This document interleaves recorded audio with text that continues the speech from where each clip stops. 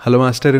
ఏమండే మేడం గారు, మా ఇంట్లో చేసే కోడి పలావ్ రుచి ఉంటుందండి ఒక రేంజ్ అంతే. ఇంట్లో పలావ్ వండుతుంటే వీధి చివరి దాకా మసాలా వాసన గుప్పుమని కొట్టాల్సిందే. ఇవాళ మీకు టేస్ట్ అద్దిరిపోయే కోడి పలావ్ పక్కా కొలతలతో ఎలా చేయాలో చెప్తాను, అస్సలు మిస్ అవ్వకండి. ముందుగా మసాలా కోసం ఒక 2 అల్లం ముక్కలు, 2 వెల్లుల్లిపాయల రెబ్బలు, ఒక 2 స్పూన్ల ధనియాలు, కొంచెం దాల్చిన చెక్క, ఒక 8 నుండి 10 లవంగాలు, 7 నుండి 8 యాలుకలు, చిన్న సైజ్ జాపత్రి, 2 మరాఠీ మొగ్గలు, ఒక అనాస పువ్వు, చివరిగా 1.5 స్పూన్ల గసగసాలని తీసుకోండి. రిఫరెన్స్ కోసం కావాలంటే దీన్ని స్క్రీన్ షాట్ తీసుకొని పెట్టుకోండి. మసాలా దినుసులన్నీ మిక్సర్ లో వేసి మెత్తగా రుబ్బుకోండి. ఇప్పుడు ఒక 1/2 కేజీ చిన్న కోడి ముక్కల్ని పసుపుతో శుభ్రంగా కడిగి 2 స్పూన్లు తయారు చేసుకున్న మసాలా, కొంచెం ఉప్పు, చిటికెడు పసుపు, 2 స్పూన్ల పెరుగు, ఇంట్లో ఉంటే కొంచెం వెన్న, ఫైనల్ గా ఒక నిమ్మకాయ పిండి చికెన్ ముక్కలకి మసాలాలన్నీ పట్టేలాగా చక్కగా చేత్తో కలుపుకోండి. టైం ఉంటే గనక ఈ విధానం అంతా రాత్రే చేసి పెట్టుకోండి. అంత టైం లేకపోతే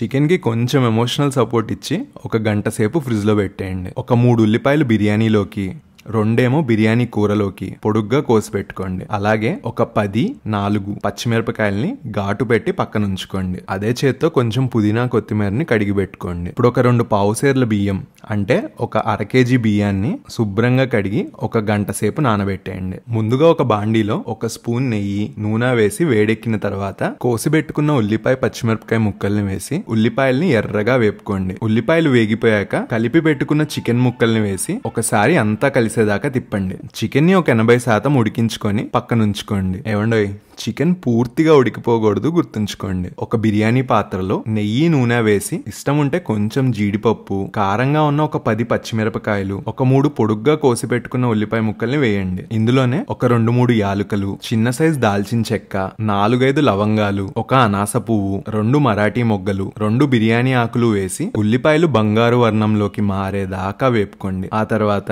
ఒక 3 స్పూన్లు తయారు చేసుకున్న మసాలా వేసి ఎర్రగా వేగేదాకా సన్నటి సెగ మీద ఓపికగా వేపుకోండి. ఏమండోయ్, మసాలా ఎంత బాగా వేగితే పులావ్ అంత రుచిగా ఉంటుంది, గుర్తుపెట్టుకోండి. మసాలా వేగిపోయాక ఒక 5 గ్లాసుల మంచినీళ్లు పోసి రుచికి సరిపడా ఉప్పు, కోసి పెట్టుకున్న కొత్తిమీర, పుదీనాని వేసేయండి. పెట్టుకున్న ఎసరు బాగా మరిగాక నానబెట్టుకున్న బియ్యాన్ని వేసి అన్నం పలుకు విడిన తర్వాత, అదే అండి ఒక 3/4 ఉడికిపోయిన తర్వాత ముందుగా ఉడికించి పెట్టుకున్న కోడి కూరని వేసి మొత్తం కలిసేలాగా జాగ్రత్తగా కలపండి. నీరు మొత్తం ఇంకిపోయేదాకా పొయ్యి మీద ఉంచి ఉప్పు సరి చేసుకొని ఫైనల్ గా ఒక్కసారి కలిపి ఒక పెనం పైన 15 నిమిషాలు ఉడికిస్తే పొడి పొడిలాడే కోడి పలావ్ రెడీ అయిపోతుందండి.